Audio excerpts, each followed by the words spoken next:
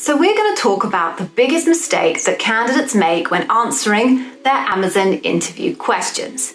Now, before I do, just to let you know that the notes for this video and in fact the whole channel are accessible through a link in the description. So if you're interested, head down there. Okay, so the biggest mistake that candidates make in answering their Amazon interview questions actually falls into two parts. So make sure you stick around for the whole video to find out what those two parts are. Part number one, it's not having results. So Amazon, indeed any employer, is interviewing you because they want you to deliver results for their organization. They want to pay you, and their expectation is that you will return more value to their organization than they're paying you to actually be there. So if you want to convince your interviewers that when you join Amazon, you're going to actually do that, give them a positive ROI, you have to give them some real data behind how you improved things for your previous employers. It can be any metric. It doesn't have to be a sales metric or a kind of a customer-facing metric.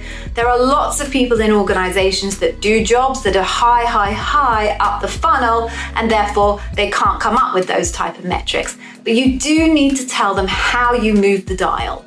So it could be any type of metric. Some examples are maybe time saved in doing a particular task, the number of people saved on doing a particular task. It could be the efficiency of a particular process. It could be how you change the error rate of a particular process or improve the accuracy of something.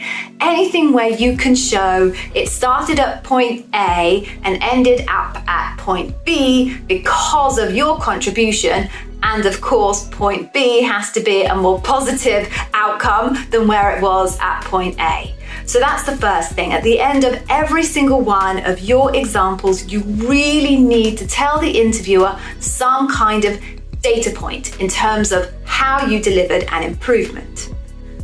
Now, there are some exceptions to that rule. A particular leadership principle where that's quite often very hard to do is earn trust. Quite often in earn trust, you're going to be talking about a scenario with a particular individual or maybe a group of individuals. And often that example is about the relationship and how you have managed a particular relationship. In many cases, it is quite hard to put a specific metric to improving a relationship. Now, sometimes it is easy because, say, if it's a sales relationship, you could talk about the incremental revenue that was driven by fixing that relationship. But in most cases, that particular leadership principle is really hard to put a metric to. So although I do say always make sure you have a metric, there are some occasions where you can get away with not actually having a metric. So that's part one. Now let's talk about part two. It's all well and good to present a metric in response to your Amazon interview question, but your Amazon interviewer is going to be thinking about whether, quite honestly, they believe that metric. And one thing that will help them test the believability of your metric is to ask you how you actually measured that metric. If you present a metric where your interviewer is really struggling to imagine how you could have possibly measured that, they're going to start asking you some questions about your methodology to validate that the data that you've provided about your performance is actually believable and plausible. So always be ready to talk about the methodology that you used to measure it.